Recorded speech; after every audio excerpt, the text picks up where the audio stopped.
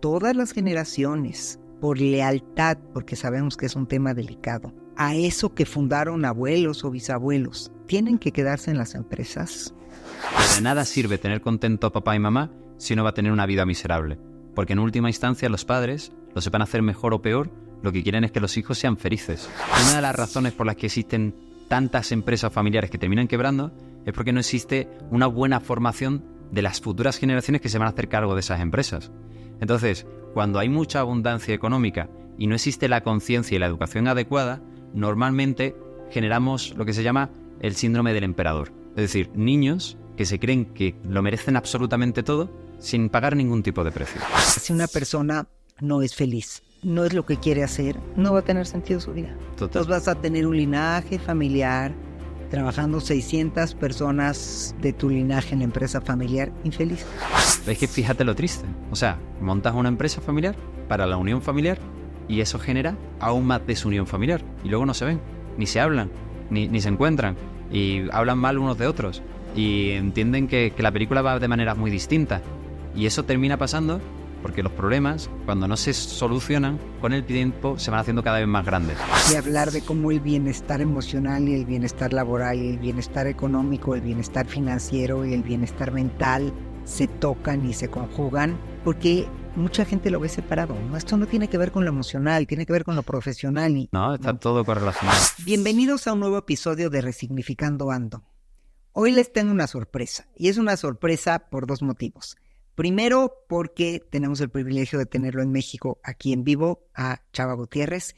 Y segundo, porque es un hombre, no voy a decir multifacético, tal vez multitemático, porque habla de muchos temas y con una profundidad muy especial. Lo hemos tenido aquí anteriormente con 3 episodios muy importantes. El último es Finanzas en la Pareja y tenemos 2 anteriores, Chava, recuérdame. Cómo encontrar el amor de tu vida y la ciencia de las relaciones sanas. Bueno, busquen esos episodios porque hoy saltamos a uno muy diferente que tiene que ver con el tema de las empresas familiares. Cómo se mezclan los dineros con las creencias, con las lealtades, con las emociones. ¿A dónde debemos apostar la felicidad de las generaciones venideras? ¿A ser leales a la empresa o a tener la libertad de desarrollar su proyecto de vida? Esto y más vamos a hablar en este episodio con Chava Gutiérrez. Pero antes de empezar, me gustaría, Chava, que te presentaras frente a todos los que están ahora de la manera en como a ti te gustaría que sepan quién es hoy Chava Gutiérrez. Maestro de lo que más me costó aprender, esposo feliz, padre consciente y algunas personas me conocen como terapeuta de parejas. Pero con ser esposo y padre consciente me doy por servido. Porque tiene un bebé de 2 meses que está hermoso, entonces está estrenándose en esta parte de ser padre. Pues muy bienvenido. Muchas gracias. ¿Y dónde te puede encontrar la gente que te va a buscar, Chava? En www.chavagutierrez.com o en las redes sociales poniendo mi nombre, Chava Gutiérrez. Bueno, y ahora todos los que están aquí activen la campanita, denle like y suscríbanse a este canal de Resignificando Ando para estar todas las semanas en un nuevo episodio y comenzamos. Resignificando Ando, un espacio de crecimiento para conocer expertos y grandes historias de vida. Es tu momento de transformarte y conectar contigo. Recuerda, no eres lo que te pasa, sino lo que haces con lo que te pasa. Pues con el gusto de tenerte aquí y desde lejos, pero hemos hecho muchas cosas antes en línea, algunas presenciales, y no sabes qué trabajo me costó de toda tu expertise y de todos los temas tan interesantes que hablas, escoger uno. Pero hay uno que me pareció muy novedoso y que sentí que tiene cierta conexión con esto que yo hablo de la importancia de tu sentido y proyecto de vida. Y tiene que ver con las empresas familiares, porque he visto que estás incursionando mucho en el tema de empresas, incursionando mucho en hacer esta sincronía en tu expertise de pareja y familia con las empresas que tienen que ver con el tema de familia. Y para dar un poco de contexto, me vienen a la mente muchísima gente que conozco, que sus abuelos, incluso bisabuelos, migraron a México y en aquella época de gran bonanza hicieron empresas importantes que llegaron a ser y que son muy grandes. Y entonces el legado hacia los hijos es la continuación. Y el linaje es tan cercano, ¿no? De los padres o abuelos a los hijos que continuaron con esa empresa. Pero ¿qué pasa cuando siguen las generaciones? La pregunta es, todas las generaciones, todos los jóvenes, por lealtad, porque sabemos que es un tema delicado, a eso que fundaron abuelos o bisabuelos, ¿tienen que quedarse en las empresas? Y yo tengo gente consultándome en terapia por ese problema. ¿Dónde está mi libertad de mi proyecto de vida? ¿Y a dónde está mi lealtad hacia mis progenitores? Y me encantaría hacerte esa pregunta a ti, porque sé que también tienes mucha experiencia. ¿Cómo ves tú este tema, Chava? Mira, yo lo que siempre comento y siempre comentaré es que estoy súper encantado de estar contigo en el podcast y que te quiero un montón. Y aparte de eso, que para estar bien con los demás, primero necesitamos estar bien con nosotros mismos. Que antes que las lealtades está el proyecto de vida individual. Que de nada sirve tener contento a papá y mamá si no va a tener una vida miserable. Porque en última instancia los padres, lo sepan hacer mejor o peor, lo que quieren es que los hijos sean felices. De tal forma en la que cuando una persona realmente parte de ese linaje, donde viene una gran empresa, un gran patrimonio, un imperio, que se ha construido mucho antes de su existencia, va a existir obviamente unos lazos de unión. De ahí, por ejemplo, es donde da lugar lo que se conoce como Family Office, que es quien se encarga de toda la familia de inversión que hacen, donde incluso, por ejemplo, hacen cierto tipo de actividades para mejorar la colaboración, la dinámica o la comunicación entre cada miembro de la familia. Y también, cuando, por ejemplo, un miembro de la familia no quiere participar de manera activa en esa empresa, sí puede formar parte de la junta de accionistas y seguir recibiendo el premio y la gratificación de haber tenido unos antepasados que se han esforzado tanto por darle un patrimonio y un sustento.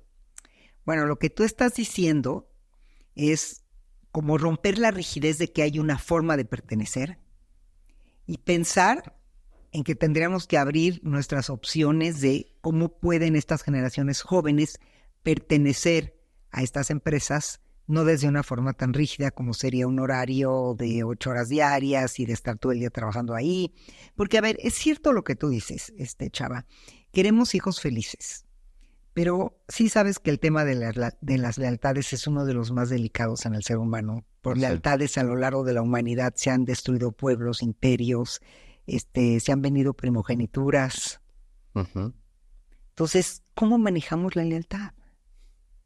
De dentro hacia afuera. Es decir, antes que la lealtad a alguien más, siempre tiene que estar la lealtad hacia nosotros mismos.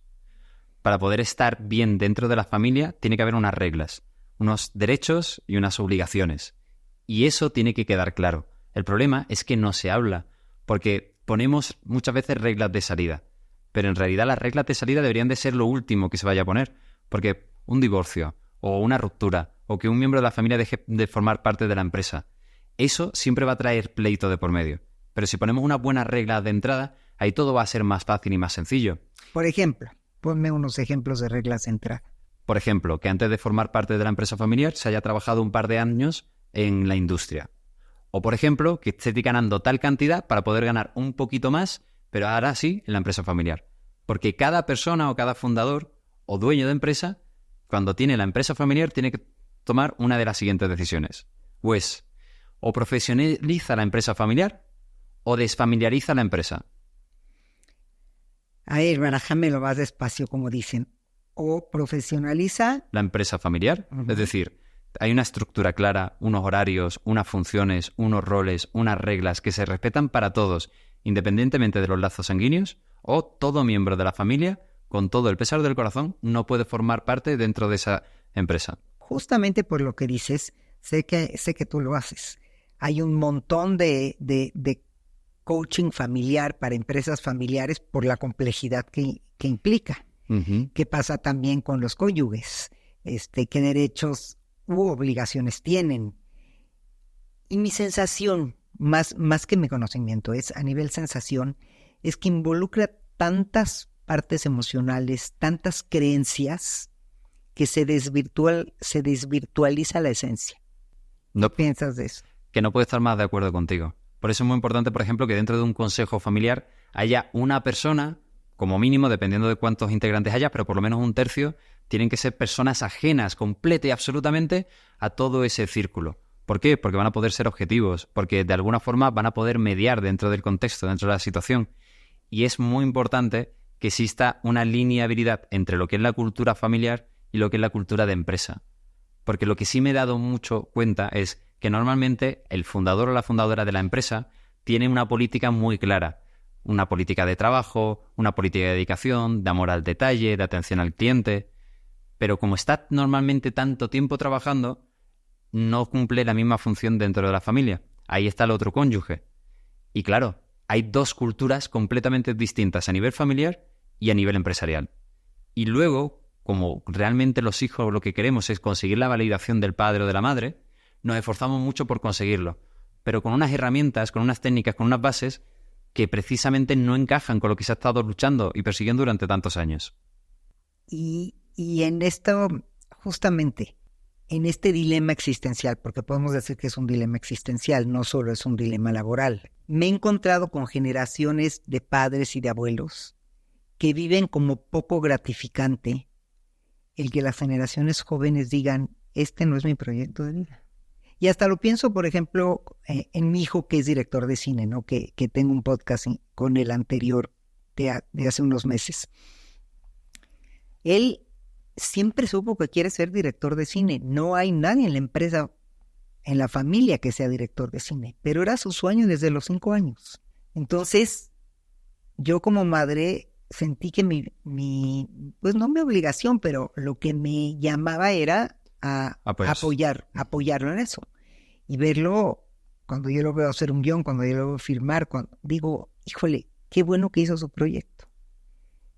Y en este caso, nosotros nos vivimos como una pareja libre que dejamos que nuestros hijos desarrollen lo que querían hacer.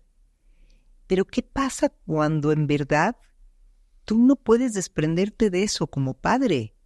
Porque estás jaloneado entre estos abuelos que son tus padres que fundaron esta gran empresa y entre tus hijos que quieren volar. Te sientes atrapado. Claro, por eso es muy importante que se respete la individualidad de cada ser humano. Porque en realidad, de la misma manera que existe en una buena familia respeto por cada miembro, también debe de existir dentro de la empresa familiar. Y para eso hay que tener mucho diálogo, pero sobre todo empezar a entrenar a los niños desde que son pequeños. Y me preguntarás seguramente, ¿en qué sentido? Exacto. Vale, te comento. Por ejemplo, una de las razones por las que existen tantas empresas familiares que terminan quebrando es porque no existe una buena formación de las futuras generaciones que se van a hacer cargo de esas empresas.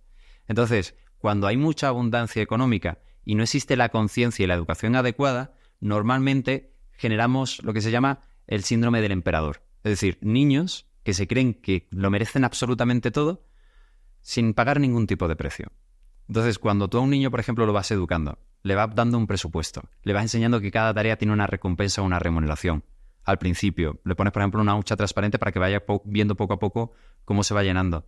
Cuando va creciendo, le vas enseñando que existen, por ejemplo, 3 tipos de cuentas diferentes. Que cuando él quiere algo, va a tener que ahorrar para luego poder comprárselo. O que las responsabilidades tienen una recompensa, para que no piense que las cosas simplemente caen del cielo. Pero luego, por ejemplo, es trabajar en la empresa. Oye, acompáñanos, vamos a divertirnos en la empresa. Que el dinero no sea una consecuencia de un sacrificio, sino también de pasárselo bien como tú te lo pasas, haciendo lo que haces, entregando mucho valor, pero también teniendo una recompensa por el valor que tú estás entregando. Entonces, esas cosas, cuando no se entrenan desde chico, vienen problemas. Porque claro, lo que hace la inmensa mayoría de las familias es convivir. Pero ahí no hay una educación, porque si una familia entera ve la televisión, está desconectada. No te sirve para entender si se encuentra bien o mal, cómo se siente, qué es lo que está procesando, qué es lo que está experimentando. Y lo que se está haciendo es crecer de manera individual. Uh-huh. Y claro, las familias empresarias, las que realmente son conscientes, ni se van ni se quedan en los conflictos. Crecen juntos. De lo que se trata, a fin de cuentas, es de tener un camino previamente trazado y muy bien estructurado, porque las personas que consiguen montar una empresa familiar, que tiene muchísimo mérito, caben en un autobús de 2 plazas. Pero aquellas familias empresarias que consiguen tener armonía en la empresa y la familia, caben conmigo en un Ferrari. Ay, qué bonita metáfora. No, de veras, eres muy claro, me parece muy sensato lo que estás diciendo y expresa con mucha claridad esto, lo que es esta lucha tan sutil entre la pertenencia y la individuación, porque ahí también se conjuga. no solamente es un tema de lealtades. ¿Estás de acuerdo que el ser humano vive una lucha constante entre pertenecer y ser? Ujú. Entre poder hacer esta parte de la individuación y el pertenecer. Claro. Y entonces, ¿cómo crees que se podría manejar de una forma, voy a decirle armoniosa por decirlo de alguna forma, o equilibrada? Supongamos que hay 3 hijos varones Ujú. y tienen una descendencia. Ujú. Y de esa descendencia, uno de los hijos de este padre no quieren pertenecer a la empresa familiar y los otros sí. Ujú. Mira, muchas veces lo que termina sucediendo, Julie, es algo aún más interesante, y es que como va creciendo la familia tanto de generación en generación, yo hablaba, por ejemplo, con una directora de recursos humanos de una empresa multilatam, que eran ya más de 600 personas que eran miembros de la familia. Claro, entonces tú imagínate si todas las personas quisieran formar parte de la empresa. En el caso que tú me comentas es mucho más fácil, porque si no quieres formar parte es tan sencillo como que no forme parte. Nunca debe de estar quien no quiere estar. ¿Qué es lo que sí se tiene que hacer o qué sí yo recomiendo hacer cuando una persona puede darse la facilidad de apremiar, por ejemplo, el futuro laboral de sus hijos? Es darle un estudio de carrera de vida. Es decir, cómo va a vivir su vida el resto de su vida y de qué manera se pueden conectar los intereses. Lo que sí va a pasar es que cualquier persona que deje como legado una empresa quiera darlo de manera equitativa a los hijos. Que, cuidado, eso puede llegar a ser un error. ¿Por qué? Porque, por ejemplo, se daba la situación de un hombre de 80 años que ya iba a dar en herencia todo lo que tenía y todo lo que había trabajado durante tantos años y tenía un hijo de 55 al que iba a nombrar el nuevo CEO de la empresa, pero es que luego le iba a dar una asignación con el mismo número de acciones a su hijo de 19 años que iba a empezar la universidad que equivalía a $100.000 al mes. Entonces, claro, tú a un niño le das $100.000 al mes con 19 años y le arruinas la vida. En el caso que tú comentabas, lo único que se tiene que hacer con la persona que no quiere formar parte de la empresa es formarlo para que sí sea un buen consultor y sí sepa en la junta de accionistas saber y evaluar que las cosas se están haciendo bien en la empresa. Porque va a tener una remuneración, porque va a tener unos dividendos de la empresa y porque de alguna forma va a poder dedicarse a lo que él le encante, sea lo que sea, porque por ejemplo si una persona quiere ser pintor, a lo mejor no está tan bien remunerado como otras profesiones, pero va a poder dedicarse a su vocación, como por ejemplo hace tu hijo. Porque una cosa es dedicarte a tu pasión, otra cosa muy diferente es conseguir rentabilizarla de la manera en la que muchos quisiéramos. Entonces, es simplemente darle ese punto de coherencia a esa sinergia que al no tener la conversación y la estructura adecuada, termina convirtiéndose en un punto de conflicto y en un caos. Entonces, tiene que ver con cómo sí incluirlo, pero no incluirlo tal vez de la manera que nos imaginábamos. Pensar que hay otra forma. Claro.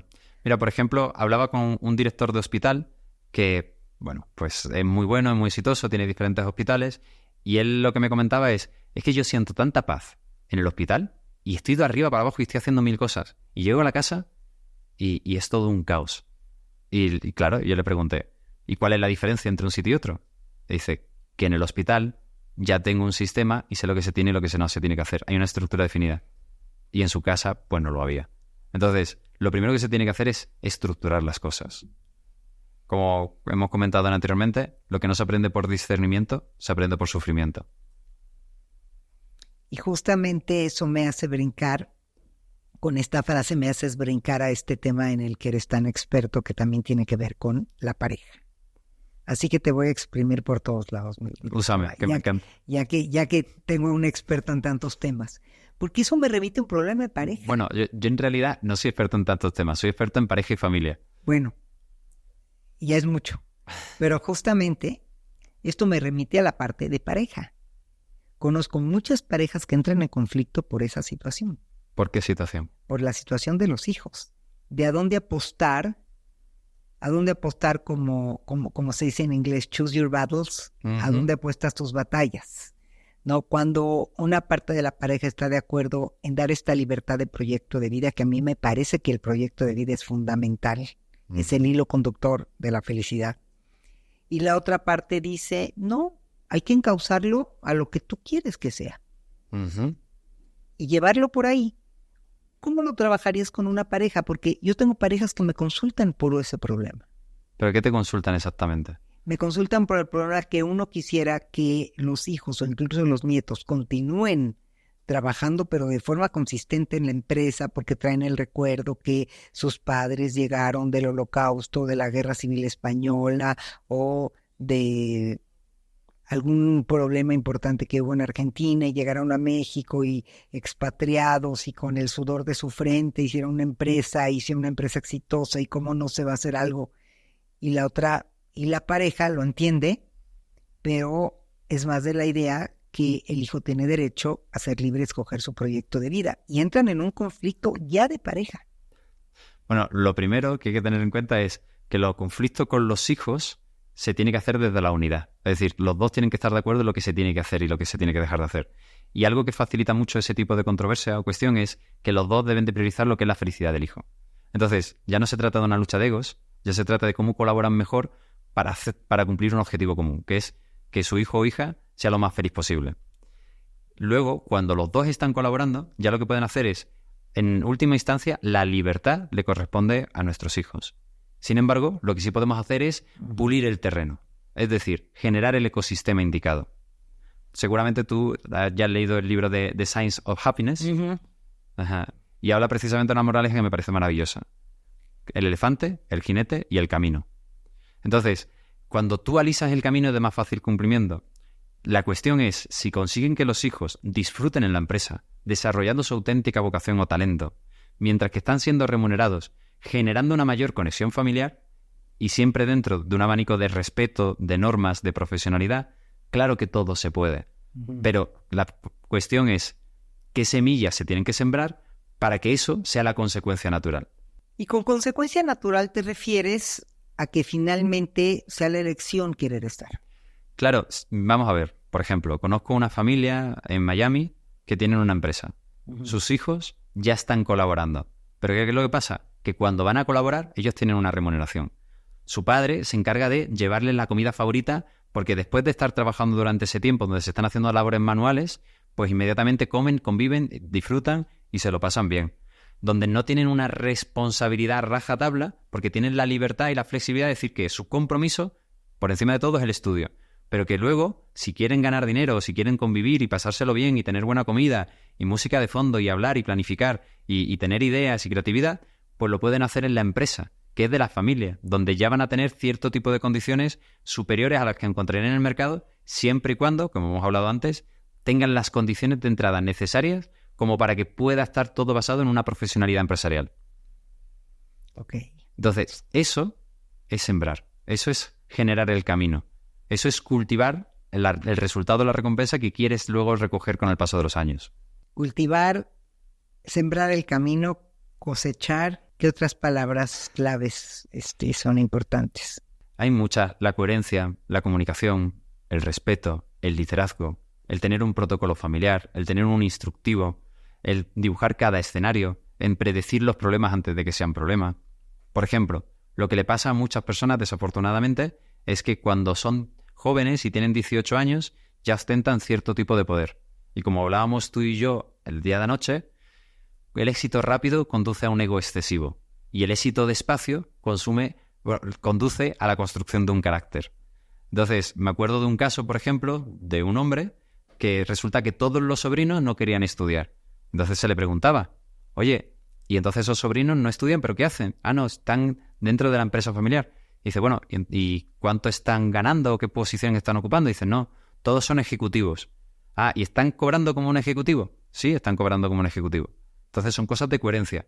Si tú a un niño de 18 años le das la libertad de tener la recompensa que tendría después de terminar una carrera profesional, teniendo el mismo resultado, con el mismo salario, con el mismo poder, con el mismo estatus, ¿por qué va a querer pagar un precio para tener una recompensa que ya tiene sin necesidad de esforzarse? Y esas preguntas me haces recordar una frase que me gusta mucho, que la calidad de las preguntas que te respondas en tu vida es proporcional a la calidad de tu vida. Total, qué buena frase. Entonces, eso hay que respondérselo. Claro, lo que hay que hacerse es muchas preguntas, ¿no? Por ejemplo, cuando venga la familia política, ¿qué lugar va a ocupar o qué lugar no va a ocupar? Uh-huh. ¿Qué funcionalidad va a ocupar cada miembro de la familia si es que está trabajando? Para que luego las cosas no se tomen de forma personal, porque hay casos, por ejemplo, en los que los primos tienen un puesto superior al que tienen los tíos. Entonces, claro, ahí ya hay un componente de ego. Luego lo que ocurre en la empresa se queda en la empresa, lo que ocurre en la familia se queda en la familia. Hay que poner una línea muy clara. Y las reglas, uno no se lo tiene que tomar personal si están claras, pero cuando los límites son difusos, ya es cuando hay una percepción de es que hay ciertas preferencias, porque a él sí y a mí no. Entonces, incluso, por ejemplo, cuando se va a sacar cierto tipo de financiamiento para ayudar a una persona de la familia, porque a esa persona se le ayuda más y a mí no se me ha ayudado. Entonces, todo siempre tiene que estar escrito, ser lo más equitativo posible, porque lo que peor le puede pasar a un hombre de familia que ha trabajado en una empresa durante toda su vida para dar lo de linaje a sus hijos es que esa herencia se convierta en un pleito entre cada uno de los hijos, hermanos, primos o tíos. Claro. Y hubo una frase que a mí me dijeron hace 3 semanas que no la voy a olvidar nunca. Y es un hombre muy exitoso que me dijo, me ha ido muy bien a nivel de negocios, pero el peor error que he tenido en mi vida ha sido trabajar tantas horas para que a mis hijos los eduquen otras personas y que mis hijos terminen queriendo más o pareciéndose más a las personas que lo han cuidado que a la persona que ha luchado por ellos toda su vida. Ah, pues sí es poderoso eso. Y fuerte, porque finalmente habla de que estuviste tan ocupado en esta parte de la empresa que tal vez te olvidaste de esta conexión emocional íntima, de esta, y como platicábamos el otro día justamente haciendo alusión al Día Internacional de la Felicidad, ¿no? ¿Dónde está puesta la felicidad y qué exotizamos en la vida, ¿no? Claro. ¿Dónde ponemos la felicidad? ¿En lo cotidiano, en lo simple, en el día a día o nada más en lo extraordinario? Claro. Y es que luego lo que sucede es que yo siempre hago la misma pregunta, que es, cuando tú eras pequeño, ¿tú hubieses preferido tener una casa más grande, una piscina más grande, un carro más exitoso, más lujoso?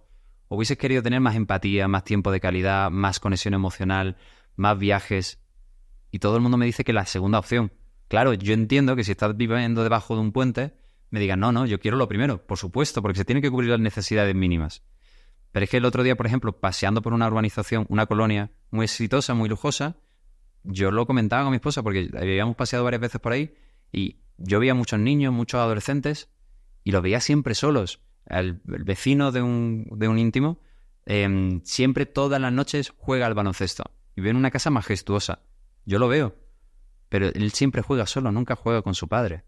Entonces, ¿de qué te sirve tener un sitio tan lujoso si te falta lo más importante, que son tus seres queridos? Entonces, todo eso se tiene que entender porque cuando una persona no puede entregar su tiempo, su energía, su atención, lo que hace es utilizar el dinero como una compensación. Uh-huh. Y claro, ahí es donde viene el problema, porque es personas carentes afectivamente, con capacidad adquisitiva, sin tener conciencia de qué hacer con ese dinero, creyendo que se merecen todo a costa de nada y sintiéndose perdidos porque no pueden consultar con una persona de confianza cuál es el camino que tiene que seguir para que su vida tenga sentido. Claro, y ¿estás de acuerdo que una vida sin sentido es un poco drástico? Para mí no vale la pena vivirse. Total, por eso resignificando anda. Claro, porque tenemos que recrear el sentido y me lleva a conectarme con lo que estabas diciendo anteriormente.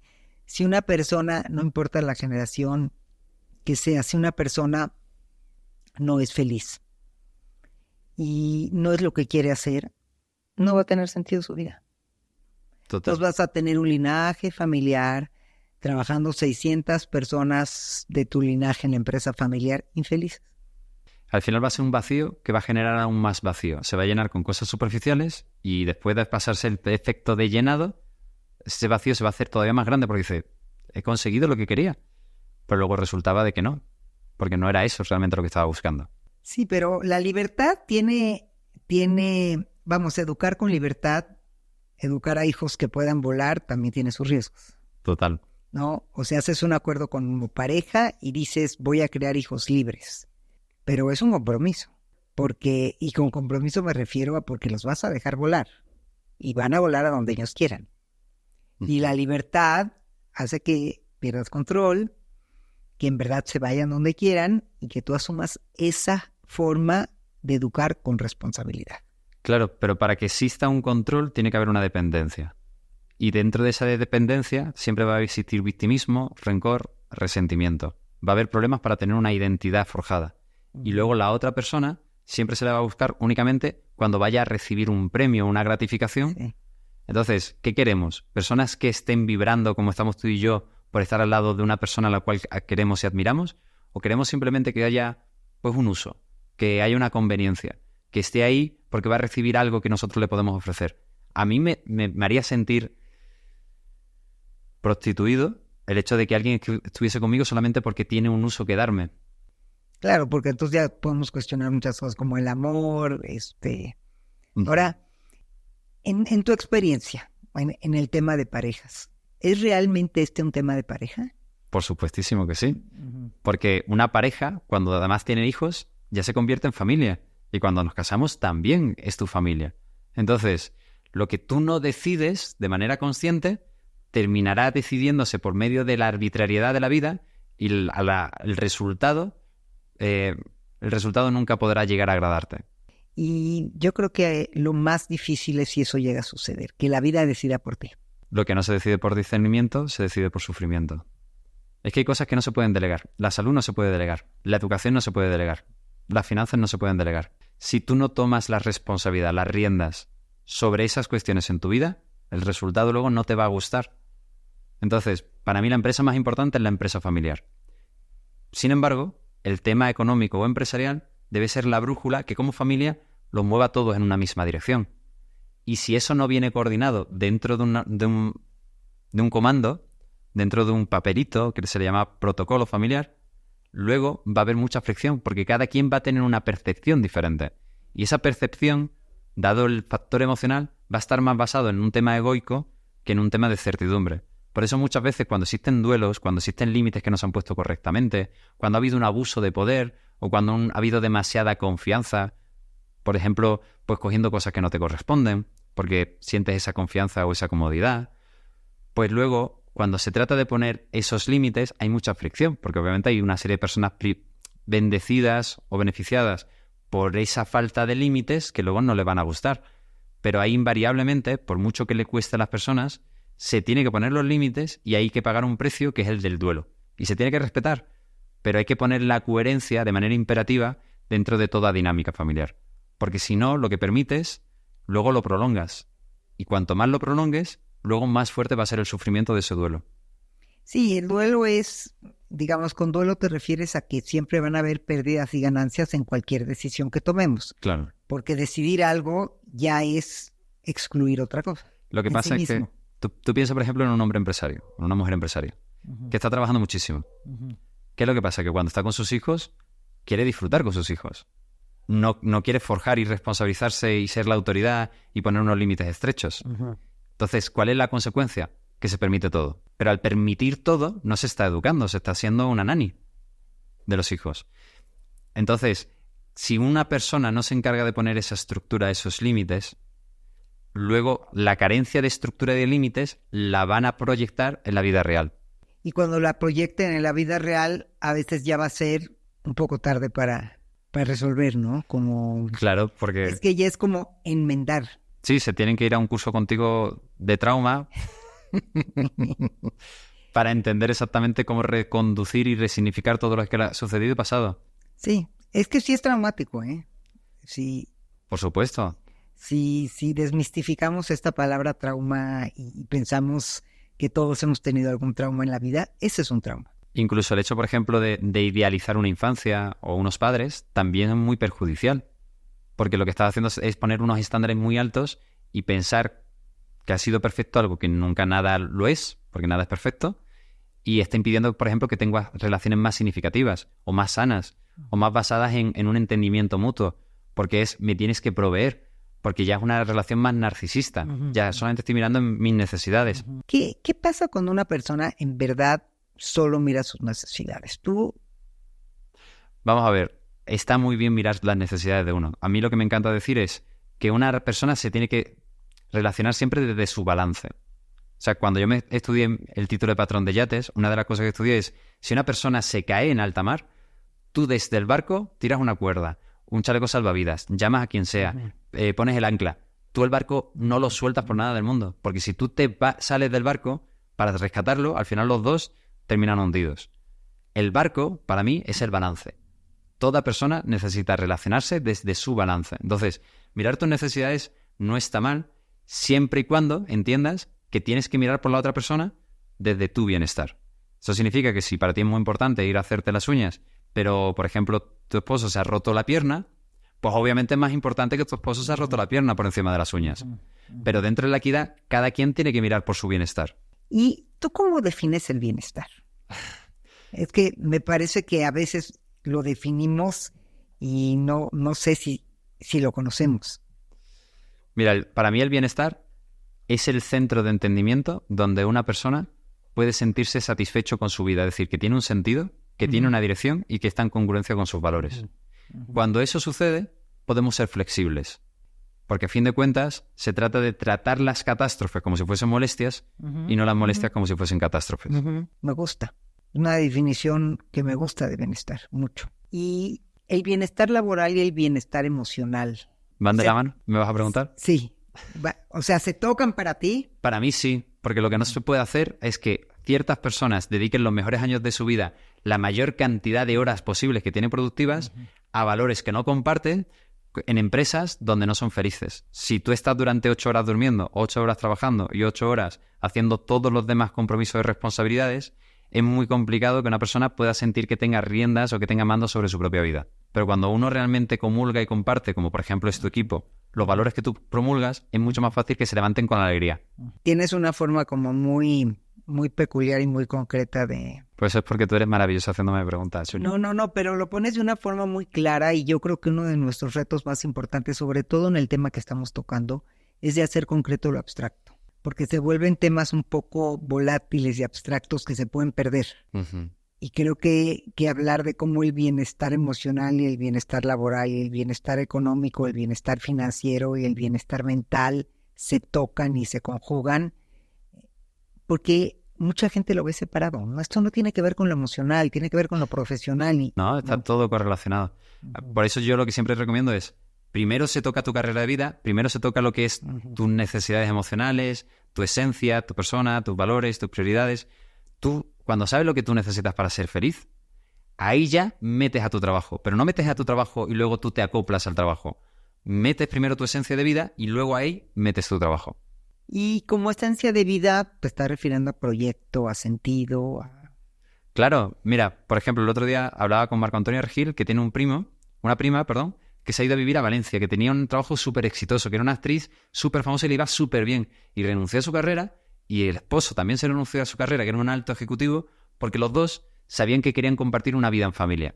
Que ese ideal por el que trabajaban y en el que se sentían vibrando los dos en la misma frecuencia se llamaba la ciudad de Valencia.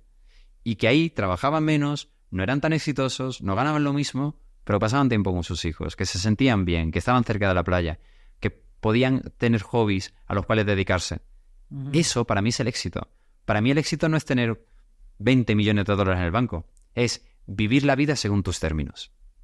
Vivir la vida según tus términos. Y con eso, con términos, te refieres a... Mira, por ejemplo, yo sé que en el siglo XX la gente ambicionaba el hecho de tener un gran coche, tener una gran casa, tener un gran yate, poder presumir, tener un Rolex.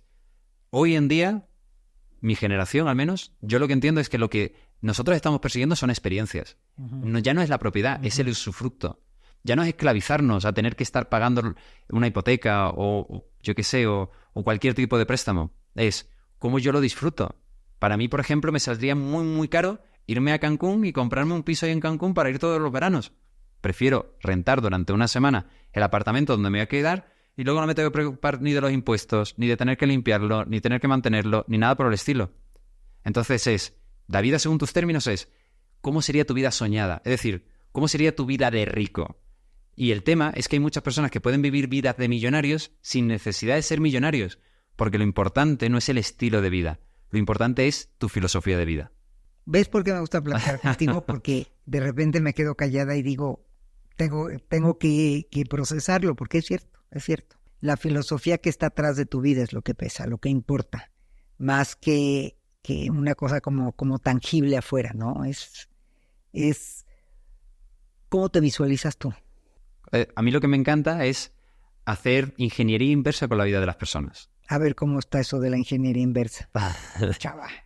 Vamos a ver, lo que hacen, por ejemplo, los ingenieros es, cuando quieren ver cómo funciona algo, lo desmontan para ver realmente cómo se montó. Pues yo lo que le pido a todas las personas es que se planten con 100 años y que miren para atrás ¿Qué historia le gustaría contarle a sus sobrinos o a sus nietos? ¿Qué es lo que le gustaría escribir en su cuaderno de memorias? ¿De qué se sentiría más orgulloso?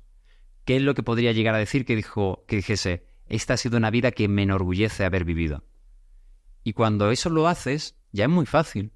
¿Qué necesito hacer con la edad que tengo para que cuando llegue a 100 años pueda decir que hice lo que quería hacer y que mi mensaje de vida quedó latente en este acto, en estos acontecimientos, en estas experiencias, en estos familiares, en estas personas que quiero, en estas causas solidarias? La vida de cada persona importa. Y esa importancia cada uno decide dársela con las acciones que tiene. Pero como no nos cuestionamos qué mensaje de vida queremos transmitir o cómo queremos vivir realmente nuestra vida, vivimos en un constante hilo de supervivencia, donde ya no estás pensando en qué legado quieres dar, sino cómo sobrevivo al mes que viene con todo lo que me está viniendo. Y para mí hay 2 emisoras de radio que todos tenemos, que uno es Chingona FM y otro es Apendejada FM. Cuando la voz exterior es más grande que tu voz interior, Houston, tenemos un problema. La voz interior, tus límites nucleares, los límites blandos y duros, tus prioridades, tus valores, tus expectativas, tu algoritmo de la felicidad, todo eso tiene que estar muy bien trabajado. Si no está bien trabajado, la voz de fuera va a imperar sobre lo que tú realmente quieres o necesitas. Entonces, lo de dentro tiene que estar suficientemente alto como para que estés completamente convencido de lo que quieres y lo que no quieres, lo que puedes y lo que no puedes, lo que necesitas y lo que no, lo que es una opción y realmente no lo es. Porque lo que pasa en la mayoría de las vidas de las personas es que van de un sitio para otro experimentando y probando porque no saben lo que quieren, pero terminan en base a la experiencia aprendiendo lo que no quieren. Y cuando eso pasa es que no se ha ido suficientemente a terapia. No se ha ido suficientemente a terapia. Ahora sí estamos haciendo un comercial de terapia, pero es cierto, es un espacio de trabajo interior. Uh-huh. Y en tu experiencia como terapeuta de pareja y familia, y sé que trabajas con muchas empresas también en la cuestión de familia y en la cuestión de coaching y de todos estos temas que tienen que ver con la parte emocional de las empresas, creencias, coaching, liderazgo. Las empresas familiares generan, vamos a llamarle empleados, más felices, ¿o es mejor deslindar la familia del trabajo? En tu experiencia. Vale, eso es muy relativo. Todo depende de qué tan buen liderazgo se esté teniendo. Es decir, si se tiene un liderazgo permisivo, donde por el simple hecho de ser familia ya todo vale, ahí normalmente entre cada uno de los miembros existen muchos rencores y resentimientos, muchas percepciones y existen diferencias irreconducibles, normalmente. Porque sí, con el fundador todo el mundo se lleva muy bien, pero entre cada uno de ellos ya no. Entonces se puede tener ciertos reclamos con el fundador, pero como el fundador de alguna manera tiene una mano más suave, es más permisivo y tiende a dar aquello que le están demandando, le están solicitando de alguna manera u otra. Pero el tema es que para que todos se lleven bien, necesitamos estructura, necesitamos límites, necesitamos equidad en cada uno de ellos, y lo que no se puede hacer es que, claro, que tú tengas un tratamiento de favor con familiares por el simple hecho de ser familiares. Exacto. O sea, tienen que ser profesionistas y luego tener el plus de ser familiares. Y desde ese punto se puede dar todo el apoyo del mundo. Y ahí se puede trabajar en todas las áreas abiertamente, pero no podemos confundirnos, ¿cierto? Claro. O sea, una empresa familiar bien trabajada sí es mucho más feliz que cualquier otro trabajo. Porque estás viendo a tus primos, a tus tíos, porque estáis todos remando en una misma causa, porque sabes que estás velando no por los sueños de otra persona, sino por los tuyos. Porque cuando existe la oportunidad, existe una gratificación para todos. De tal manera en la que estáis disfrutando en conjunto, estáis creciendo todos en una misma dirección, y hay ese cariño, ese respeto o esa cercanía. Pero cuando eso no existe, ahí es cuando hay un elemento caótico que muchas veces cuesta mucho gestionar, sobre todo si lo hacen entre las mismas personas que están implicadas.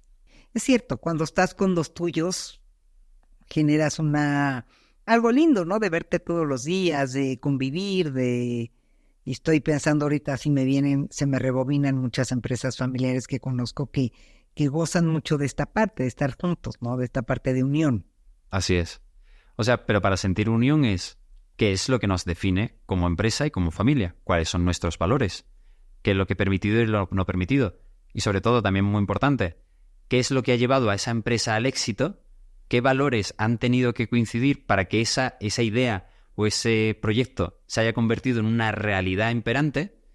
¿Y cómo se puede hacer que esa memoria o esa energía siga vivo en la sinergia de la empresa porque cada una de las personas que se meten dentro del carro resuenan con esa misma sinergia.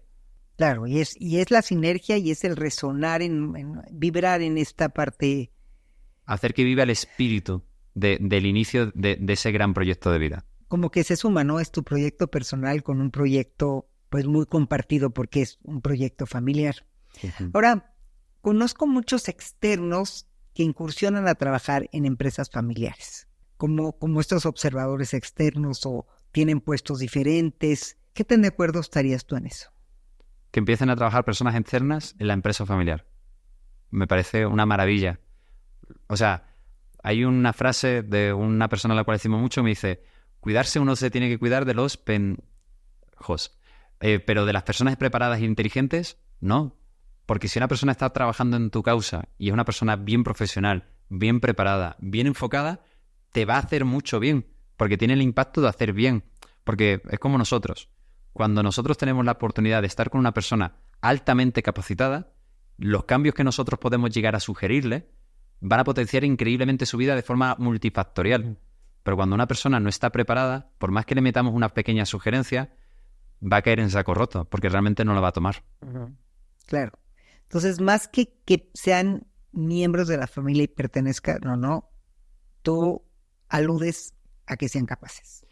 Claro, y luego está, por ejemplo, el consejo de familia y luego el consejo de accionistas, que son dos cosas bien diferentes. Uh-huh. El consejo de familia solamente hay familia, el consejo de accionistas ya puede haber otras personas involucradas. Pero con la parte de familia es familia y nada más. Exactamente. Y para eso el Family Office es de muchísima ayuda si está bien gestionado. ¿Tú has participado en una empresa familiar, tú como...? Pues estoy en conversaciones para meterme en un par de consejos de accionistas, como mediador. Como mediador. Claro, porque fíjate que muchas veces lo que sucede es que se meten hombres de negocios. Y está muy bien, y hay que saber de negocio. Sin embargo, muchas veces el componente emocional pesa mucho más que los asuntos de negocios. Porque los asuntos de negocios son fáciles, blanco o negro, son números y es fácil de evaluar. Uh-huh. Pero cuando hay temas emocionales, ya es mucho más complicado de lidiar. Y cuando cada persona tiene una percepción distinta en función de su historia de vida y de lo que está sucediendo, ahí siempre va a haber una desigualdad y una desunión que va a ser muy complicado de lidiar. Entonces, para bajar esas emociones a tierra, los hombres de negocio lo que normalmente no entienden es el hecho de hablar de la emoción, el hecho de hablar en primera persona, el hecho de ser o tratar de ser objetivos, de ofrecer una solución, decir cuál es la expectativa, de agradecer o de mostrar un cierto respeto dentro de ese círculo, porque está muy bien llamar señor presidente o señor consejero, porque eso obviamente hace que se fragmente esa energía familiar y esa energía profesional. Pero hay que ir un poquito más allá, hay que tener un consenso, una mediación. Y dentro de esa mediación es donde las personas encuentran dificultades que una persona, por ejemplo, como tú, podría hacer que fuesen mucho más livianos. Ok. Gracias, pero creo que lo interesante aquí es lo que tú estás diciendo, ¿no? Cómo un externo puede mediar en un lugar donde las emociones en algún momento se pueden desbordar, porque somos humanos y eso puede llegar a suceder, ¿no? Es que fíjate lo triste. O sea, montas una empresa familiar para la unión familiar y eso genera aún más desunión familiar. Y luego no se ven, ni se hablan, ni se encuentran. Y hablan mal unos de otros. Y entienden que la película va de manera muy distinta. Y eso termina pasando porque los problemas, cuando no se solucionan, con el tiempo se van haciendo cada vez más grandes. Y lo que empieza con un pequeño gesto de irrespeto, al final se termina convirtiendo en un gran resentimiento, porque se ha repetido en el tiempo. Entonces, todo eso hay que encauzarlo adecuadamente. Claro. Lo que no se resuelve se repite. Es como esta piedra que echas a un río y se hace ondas concéntricas, ¿no? Ajá. Se va a repetir simplemente por la vibración. Claro, y luego también lo que pasa es que como no ha habido a lo mejor un buen acercamiento, se produce lo del cuento de las 99 monedas de oro. ¿Cómo es ese cuento? Había un sirviente del rey que siempre estaba muy contento y muy feliz. Y entonces el rey pues estaba estupefacto porque dice, a ver, yo soy el rey, yo lo tengo todo. Y este, que es mi sirviente, está contento y está feliz continuamente. Y llama a un consejero, ¿por qué pasa esto? Y le dice, eso pasa porque todavía no le ha ocurrido lo de la bolsa de las 99 monedas de oro. Dice, ¿cómo que 99 monedas de oro? ¿Usted quiere que esté infeliz? Bueno, quiero ver qué es lo que pasa. Y dice, bueno, regálele una bolsa con 99 monedas de oro y que dentro de las 99 monedas de oro ponga una notita y ahora le digo yo cuál es. Dice, ok, pues no, era el rey, no le afecta nada y va y le regala las 99 monedas de oro.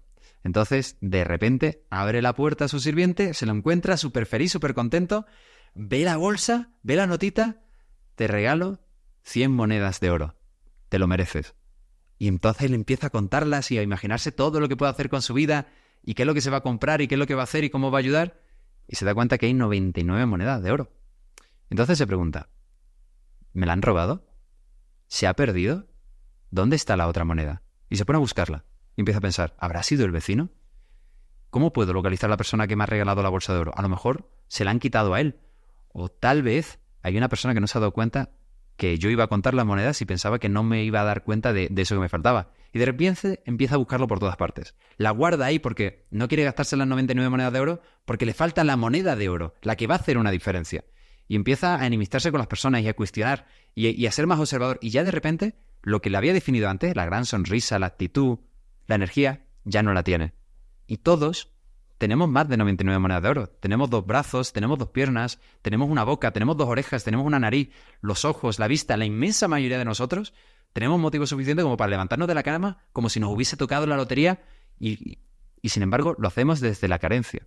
Oye, es que estoy ganando menos que mi compañero de enfrente, o tengo una boda a la que no voy a poder ir, o es que no soy suficiente para tal persona.